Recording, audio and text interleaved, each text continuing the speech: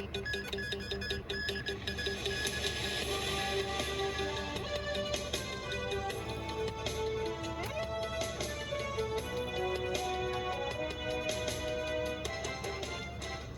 迎收睇晚間新聞，我係陳嘉欣。今日嘅主要新聞包括：特朗普結束訪華，習近平話呢次係歷史訪問，兩國達成里程碑式嘅共識。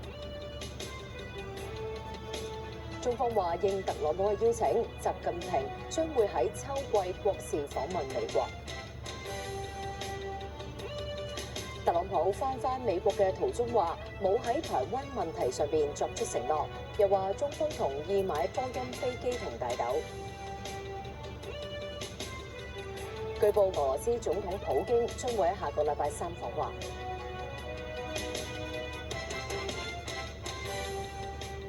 詳細嘅新聞內容，美國總統特朗普結束對中國3日嘅國事訪問，國家主席習近平朝早同佢舉行小範圍會晤。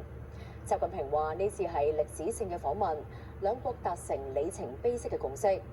特朗普就話雙方同意盡快開放霍爾木茲海峽。駐北京記者馬東明報道。